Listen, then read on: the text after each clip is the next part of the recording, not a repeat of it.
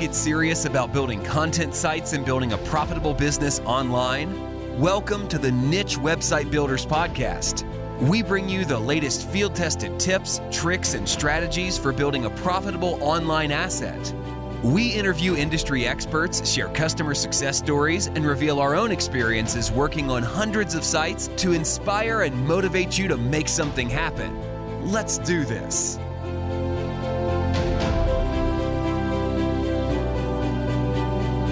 Hi, and welcome to this week's episode of the Niche Website Builder Podcast. Mark and Adam here. Thought we'd drop by and say hello before James gets going with a great guest. Just to let you know that we've still got some great Black Friday offers running. So if you've been thinking about getting content for your website or link building for your website, now is the best time of the year to do that. All of our content packages, so that's just content on its own, age domains, done for your website, basically anything that involves content for the next week comes with 20% free additional content. And also on our link building packages, we're running offers on our brand new digital PR service, which is getting amazing results for clients. And that discount looks like 5% off monthly subscriptions. If you sign up for 3 months and pay the 3 months up front, then you get 7.5% discount. And if you sign up for 6 months and pay the 6 months up front, then you get a massive 10% discount. So if you've been thinking about doing any of these things for your website, now is obviously the best time of the year to do it. And also a couple of people have asked us if they can, for example, buy a digital PR campaign now and take use of the discount and then use it in the new year. And you can totally do that. So, go head on over to the website. It's our Black Friday deal page on there and pick up your coupons. But we also want to let you know about some awesome shows that we've also got this week. So, Mark, what's going on this week? Yeah, so we've got another show with Craig Campbell this week on Tuesday the 6th with Eleanor. So she's doing some of our age domain teardowns. If you're familiar with them on our channel, Elena goes through some age domains that we have in our inventory, and she kind of does some analysis on kind of how you can kind of build that domain out into a business. So she'll be doing some different domains on Craig's channel compared to our own. So go and check that out on Tuesday the 6th on Craig's channel. You can kind of watch the replay as well. It's a live stream, but you can go and watch the replay. And then this week, also on the 7th, we have the Niche Lifestyle Show. So we have our very last niche Lifestyle Show with Alex and Doug. So we decided to draw a line under the show this year, start something fresh again next year. But we're going to do one final show with all of us, and that's next week. Oh, that's this week on the Wednesday, the 7th. And then on the 8th, we have Jake and Jack doing how to launch a successful seasonal digital PR campaign. So Jake and Jack are kind of heading up our service for niche website builders. And as Adam said, been getting great feedback on that, and we've been sharing a lot of the knowledge already on our channel if you haven't checked it out. So that should be another interesting show. So yeah, I think that about sums it up, Adam. Awesome. Yeah, and if you haven't gone back and watched Jake's video the last 2 weeks on reactive digital PR and digital PR using data, like I'd 100% highly recommend it. It's amazing. But now we'll head back to the podcast, enjoy this week's episode with James, and we'll catch you all soon. Bye, everyone. Thanks. Bye.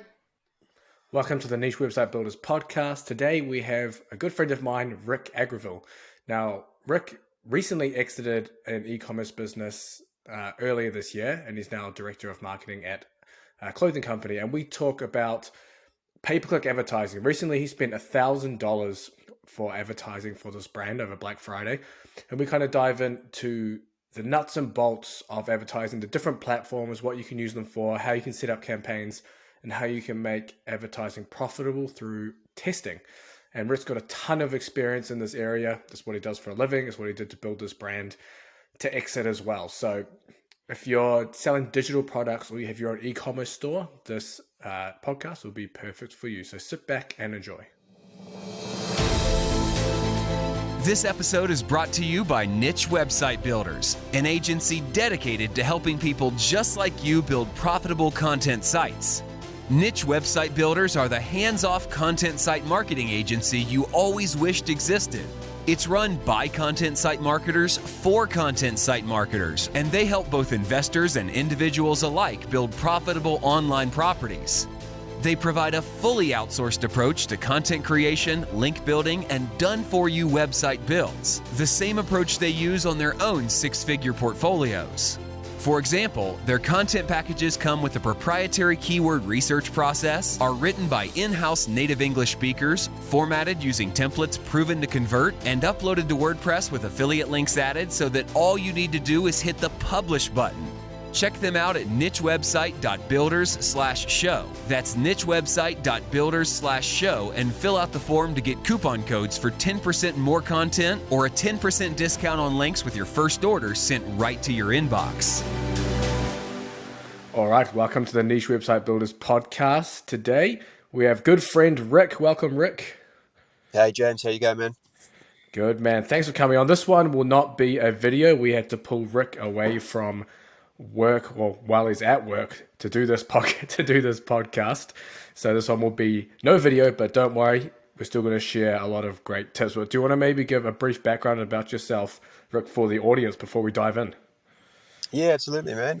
Look, it's probably been for me about better part of a decade in the e-commerce space. Started my own e-commerce business.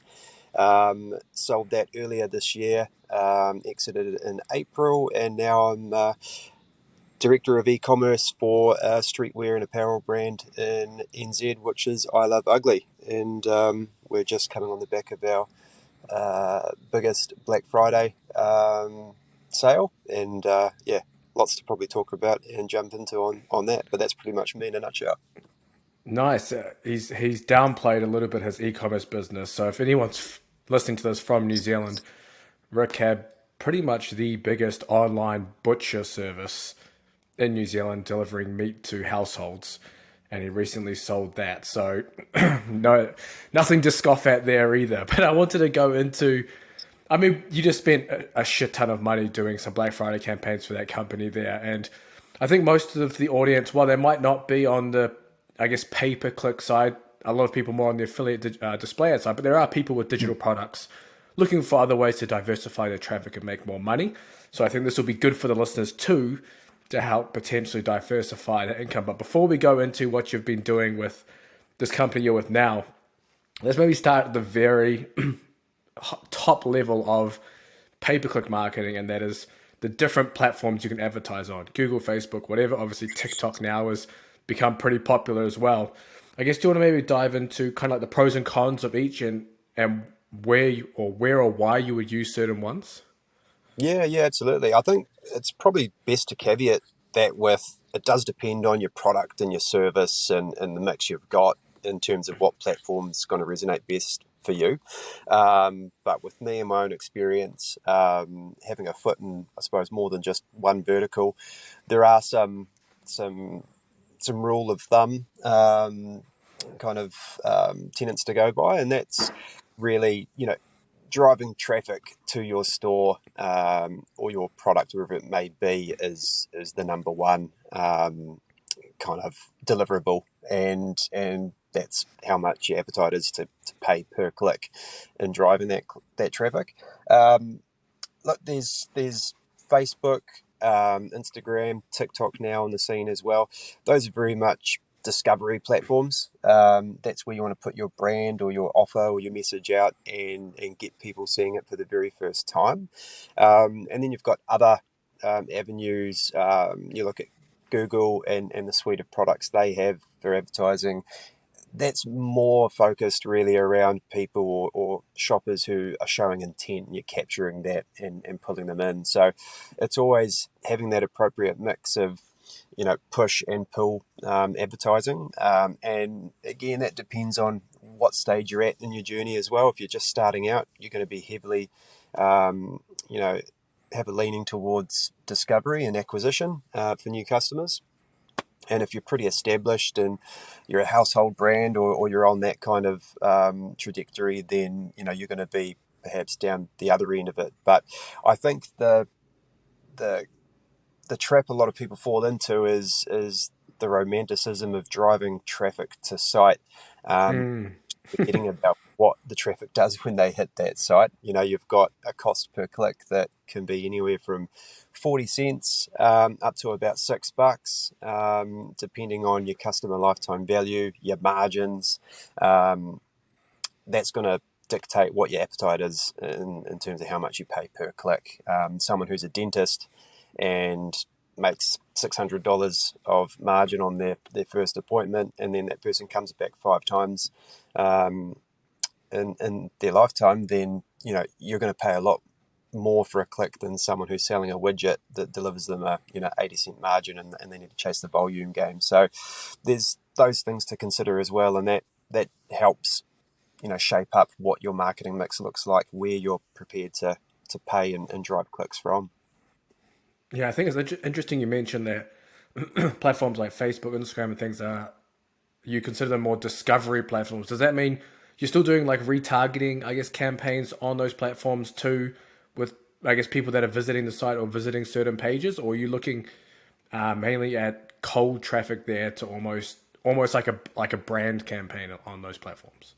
Yeah, good question. I think it's still conversion focused. So you're still trying to find someone who's viewing your product or service for the very first time, and you're still trying to convert them based on kind of best principles of direct marketing 101, direct response copywriting, etc. It's hard to really commit to going, this is how much we're going to put on Facebook as a platform for brand sake and brand alone. There's always an element of your spend that goes towards that, but that can't be the sole objective. You've got to see that medium as somewhere where you can convert people.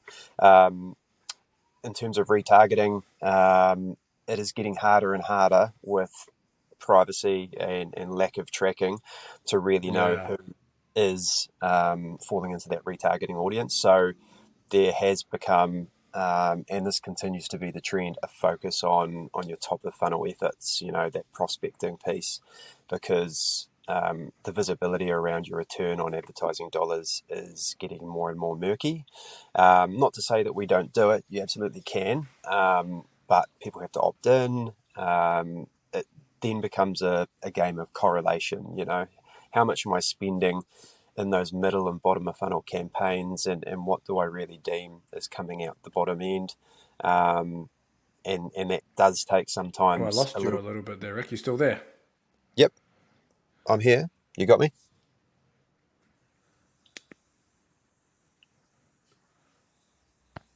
I'm still here, mate. Go. Yeah, I got you there now. You got me back? Okay. I'm not sure where you lost me. I was on a rambling rant. You still there? Yeah. Yep. Yeah. No, I caught most of it. Okay. I think the bottom line is just visibility. We're losing it more and more as time goes on, and I think that's going to be the trend. So we have to get better as marketers and advertisers to do 9/10 of our conversion based advertising at top of funnel, at cold prospecting, relying on other channels like email. If you've got an app, your push notifications and pushing downloads, all of those other things in our toolkit to retain customers, and essentially kind of have more efficiency of ad spend at the end of the day, because the longer you keep someone and the more they're spending, the cheaper your advertising efforts become. Nice. So how does that top of funnel look for you then to kind of optimize, I guess, that part of your funnel? Because I'm assuming that would be considered your hardest part of the funnel to convert people, because that's essentially cold traffic that hasn't seen your brand, hasn't interacted with anything. So what does that look like for you? Yeah, exactly. So it's a mixture. It really is. And then, it's quite timely we're having this chat, because Facebook bought out this year what they call their Advantage Plus product. So I think it's no surprise that Facebook's losing month on month active users. Advertising dollars are finding their way into other platforms like TikTok, etc.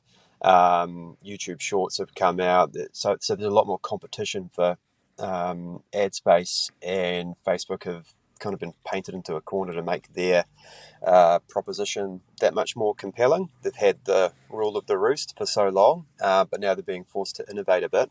And they rolled out Advantage Plus, which at the same time, I think a lot of small operators that jump on Facebook and try and figure out the formula to advertise with success on there, it can be pretty daunting. There's a lot to learn, and you do need to learn quickly when you're putting your bootstrapped dollars into any advertising effort. So I think they want to make it more automated and more easier. So that's essentially their algorithmic tool that's going, we know where to find people, you just give us a number of ads, a number of headlines, a number of call to actions, and we'll put it in front of people that we know are going to resonate with your product.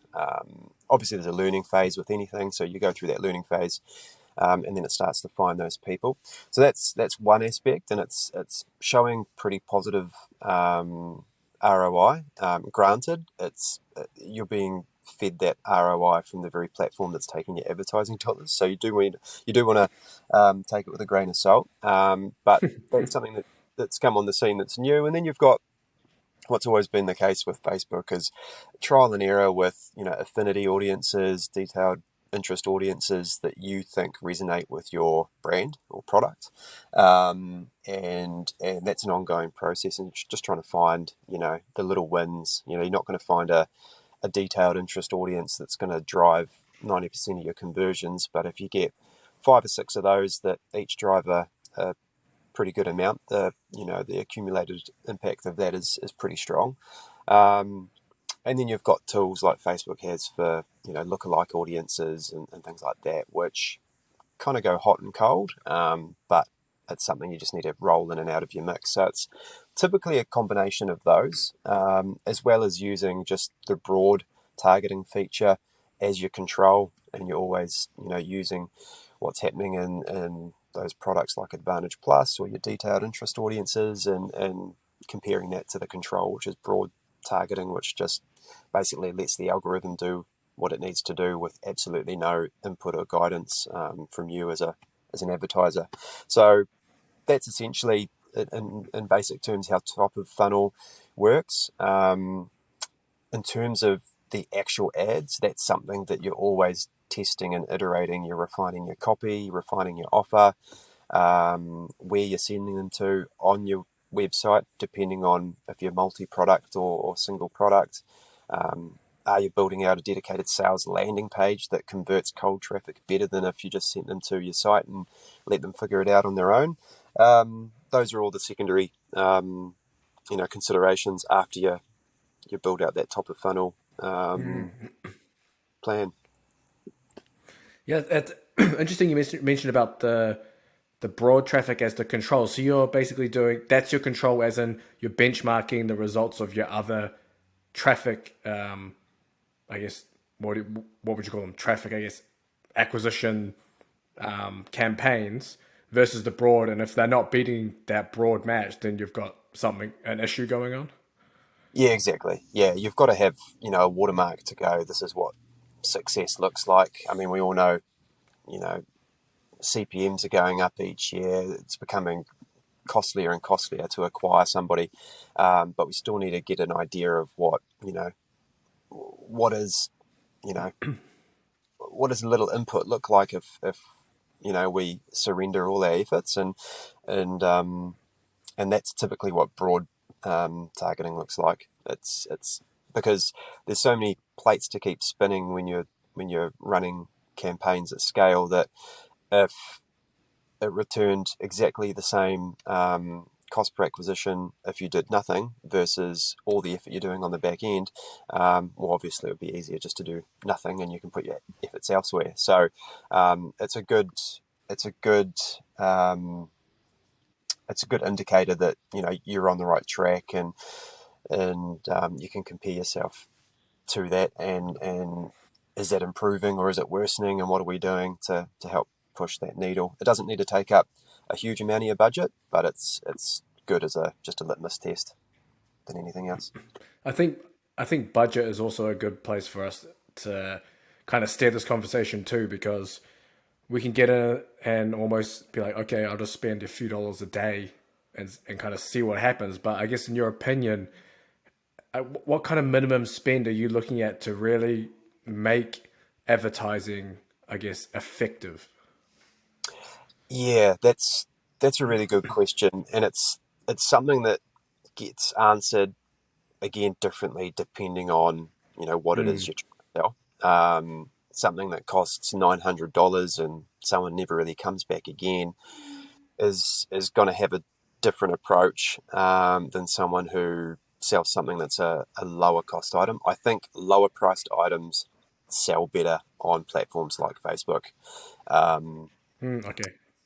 Yeah, I think if you're selling something that's a luxury item or more expensive, you really want to be putting your investment dollars into perhaps more intent-based search. So, whether it's a search ad on Google, yes, you're competing with more people, but you've got to look at the dollars and cents and see what stacks up the best. But essentially, you need enough of a data set to go, okay, I'm really on the right track here, or I'm not. So typically, conversion rates for sites on average, I mean, for cold traffic, you're looking anywhere between 0.5% and 1%, and 1% being pretty good. Oh, okay.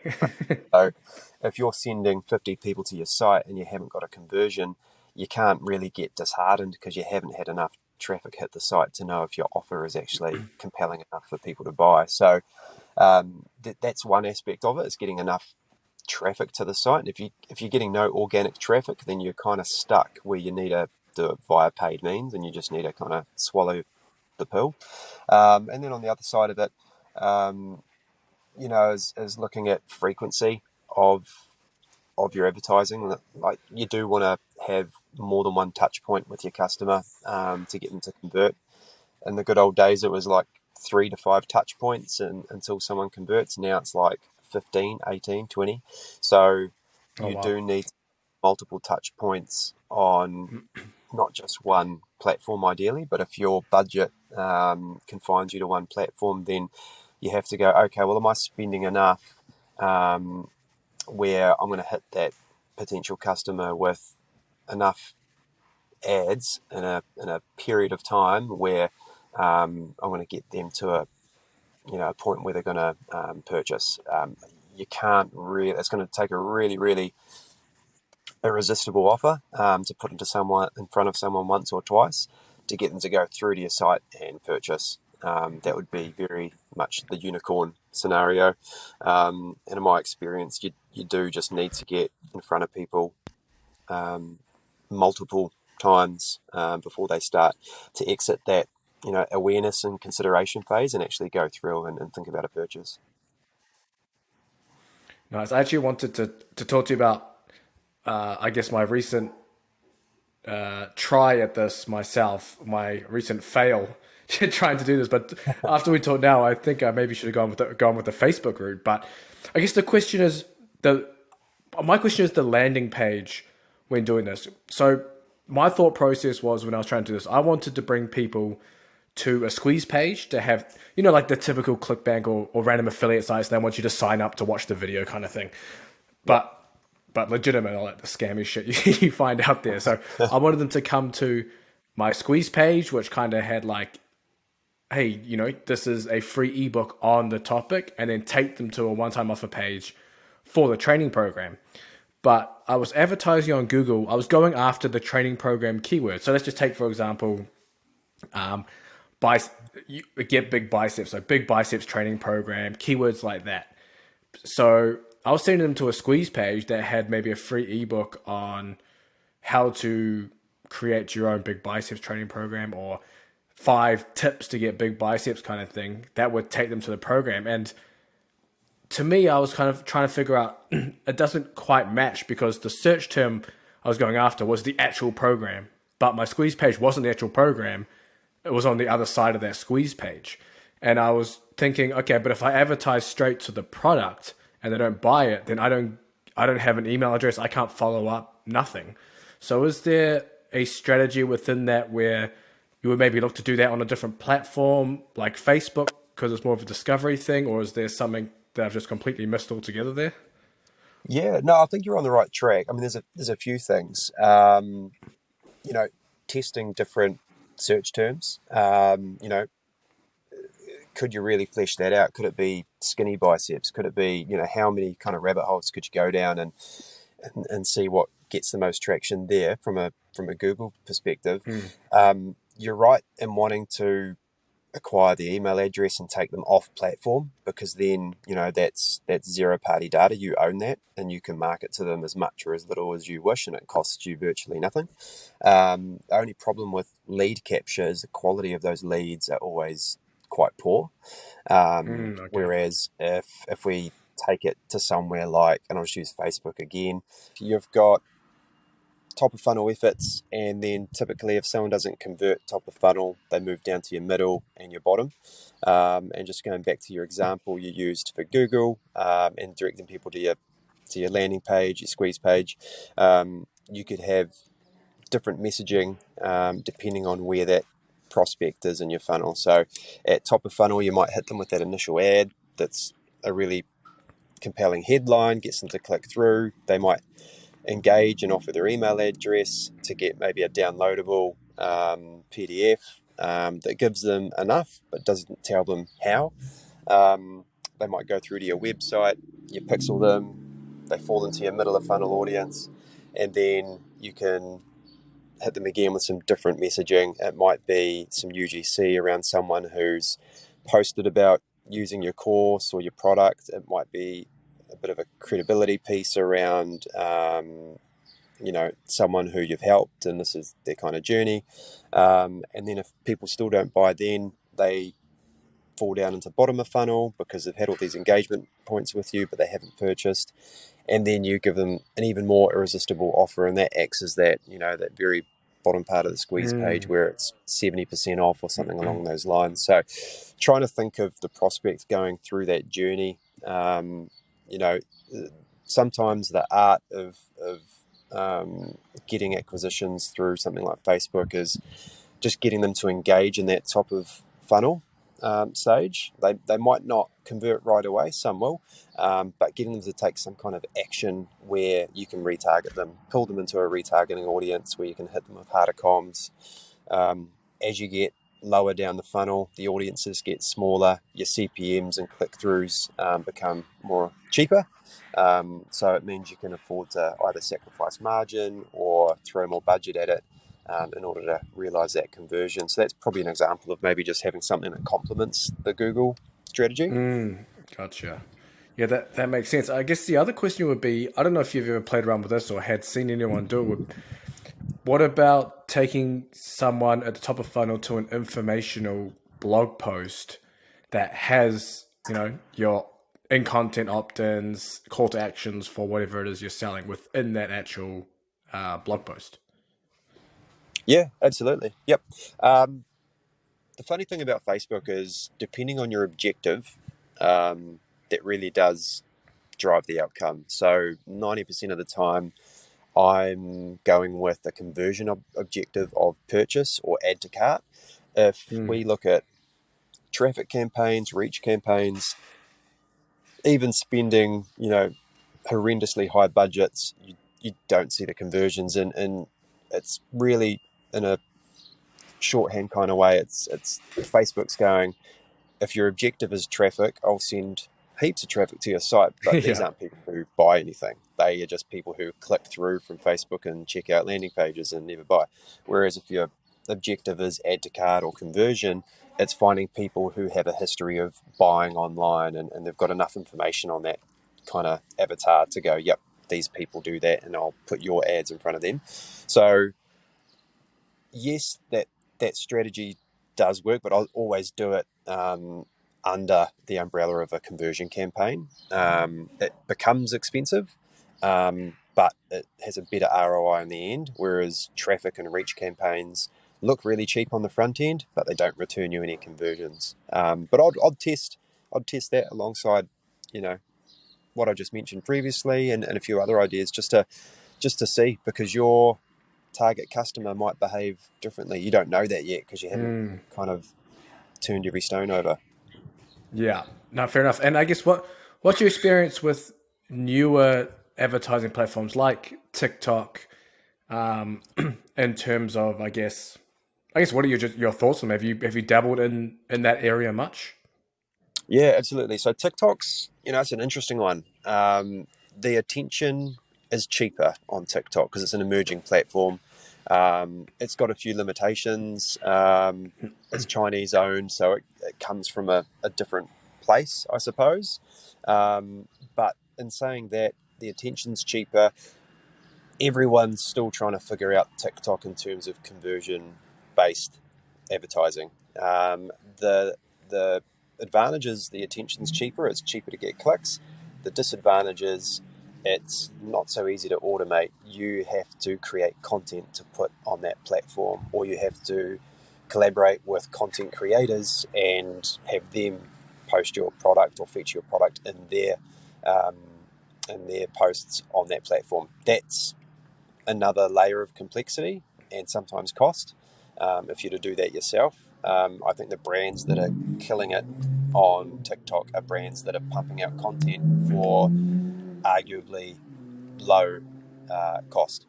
So if you've got a product that is just resonating with people on there, and you literally are doing it with your phone, and it takes you only so long per day, you're doing well. If you have to spend a lot to create or curate content to go on that platform, you get upside down pretty quickly. You're spending more than you're making on that platform. But it's still very young in its journey. It's still in its infancy. It's still evolving.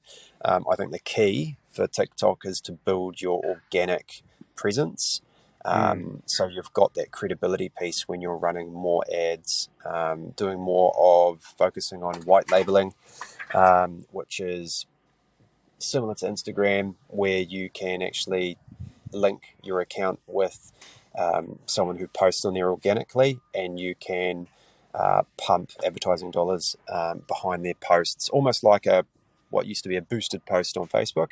Okay. Doing that via that platform. That way, it removes the element of creating content from the advertiser, because it's like writer's block, sitting down and trying to pump out content if you don't have a stable of creators in house, can be really, really daunting, and you just don't get out of the starting block. So those are things that, yes, requires a little bit more maybe budget to get off the ground. But those are the brands that are doing well on there. That's typically what they're doing, and that's what we're doing. Nice. Yeah. Do you want to maybe dive into a bit of that? I know you just spent $1 million for Black Friday advertising. So to maybe dive into, I guess, what that process looks like, because for anyone listening, I'm sure you can't just throw $1 million into Facebook ads and just hope for the best. There's obviously a lot of strategy involved there. So do you want to maybe dive into some of that? Yeah, sure. I'll try and keep it kind of high level. It gets really, you can get granular and into the weeds, and it can be just sound like a lot of noise. But at a high level, anytime you're looking at like $1 million media plan or a substantial media plan, you're looking at all the channels that you advertise on.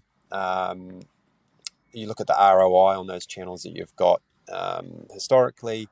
You balance that with where you think your shoppers are going to be through this period. The cost to advertise goes sky high through November. So your hype campaign or hype portion of your Black Friday campaign is really, really important. It's going to drive 90% of the traffic that hits your site on day one.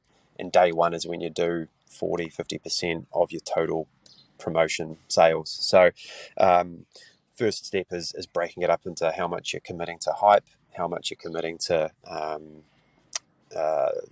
on day one and throughout, and from there breaking it down to looking at your customer segments and going, well, how much am I going to give to top of funnel, mid of funnel, and bottom? What am I going to offer in the way of lead magnets or early opt-ins, and how am I going to treat VIPs versus those that are cold prospects, to really create that hype around it. The weighting of spend as you go in when you're in the hype phase is very much your middle and bottom of funnel. It's previous purchases, it's people who engage and follow you on your socials, it's people on your mail list, it's people who have hit the website, and you break that down between the last 14 days, 30 days, 90 days, right up to 365 days and beyond.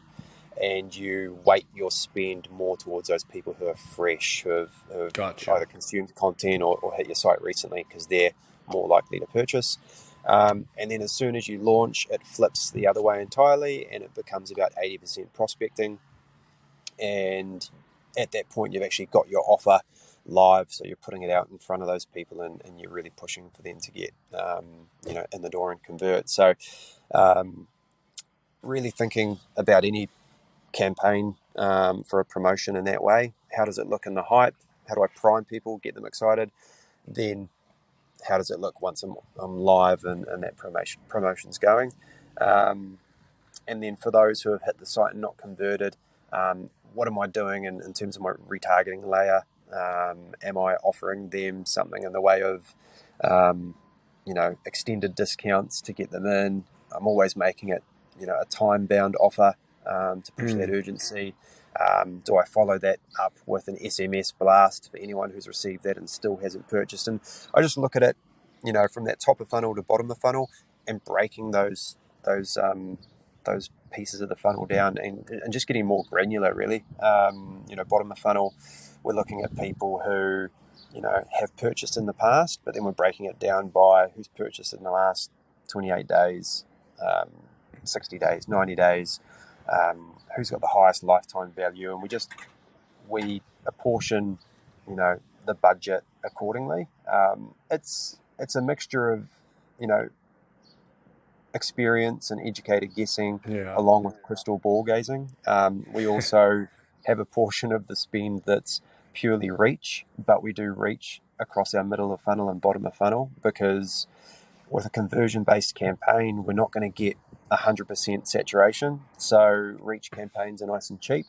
So in terms of our hype, we utilize a reach campaign to make sure that messaging, because they can't buy anything while we're in hype, but we want to get the message out there. So we utilize reach to get across and get an additional touch point for arguably low cost. And that has proven pretty effective as well. So yeah, it's really breaking down. And again, whenever you're spending at this scale, it's because you've got a high degree of goodwill with existing customers or those who are pretty close to purchase. So it warrants breaking down your funnels and breaking down your customer segments and their behaviors. If you're a younger brand, you don't have that luxury. So your promotion is a lot more, simplistic, which is nicer. But that's just part of the journey. It's just more complexity, more moving parts to stay across, making sure you're not overspending in any particular area, and watching those CPMs and pulling back spend and redeploying it into other parts of the campaign that are showing some fruitful returns. And then just trusting your gut, trusting your instinct in terms of what kind of ads are going to resonate, and building out an absolute ton of them, and testing and trying to get out of that testing phase as quick as you can, and give the winners plenty of budget, and then again use the winner as your control and try and beat the winner, come up with another ad that's even more compelling, and that becomes the game. So without getting too in the weeds about it, that's pretty much how we plan a campaign for a major sale event. So you're repeating that kind of campaign for all the major sales on holidays? Like, for example, Christmas coming up, you're going to do something similar? Yeah, very similar. Yep. Sometimes there's just nuances that are different. There might be more of an emphasis on vouchers and how we put that offer out there. And, because people are primed to be buying gifts for people, then we're reaching out beyond our typical customer avatar, because, all of a sudden we're trying to appeal to a mum who's trying to think of a gift for her son, rather than the son who's buying clothes for himself. But if you're talking principles, we're still following those guiding principles of just good 101 campaign structure, budget, where it's to go, and where we've seen you take lessons out of every campaign and promotion. So you take those wins and you you build that into your next one and see if you can get, just eke out a little bit more ROI. Yeah, for sure. I know you got a shoot off in just a sec as well. I mean, we've pulled you away from your work time here. So do you want to maybe, I guess I think LinkedIn's the only thing you kind of have. Do you want to maybe share where people can kind of follow you and what you're up to? Yeah, absolutely. Look, LinkedIn probably is the best place. I haven't even got around to updating my LinkedIn. Funny enough, I think I'm still owner of the meat box. But yeah, that'll be the best place to reach me. If anyone's looking for, just a sounding board or advice or take a look across a campaign, I'm happy to help. I'm in the fortunate position where I've got a really attractive exit from a business me and my wife built. It's allowed us to do some really cool things, and it's nice to be in a position to kind of give back. If I could get that kind of advice when I was back on those early stages of my journey, that would have made a big difference. It would have meant less mistakes, less money burned in advertising dollars, and less heartache. So yeah, that would be the best place to reach me. But apart from that, I know you're a good resource. You're always learning and upskilling and consuming knowledge as much as you can. So if not me, then I'm sure you're a great if you come to me, I'll direct you to Rick for this. But when I'm making enough on the business, I'm getting you in somehow to run some of our pay-per-click campaigns, because for sure, it'll be much better than me trying to do it myself and burning cash. Yeah, no, we want to turn those dollars into more dollars at the end of the day. So yeah, the quickest and simplest way to do that, the better. So no, all too happy. Sweet, bro. All good. I'll let you get on. I know you're going to get back to work, but thanks for coming on and sharing some of this knowledge. I really appreciate it. Awesome, man. I appreciate it and hope everyone got some value out of it. And then, hey, maybe we can do this again sometime. For sure. Thanks for tuning in, and I hope you enjoyed the show. Don't forget to like and subscribe wherever you're listening. Until the next episode, goodbye.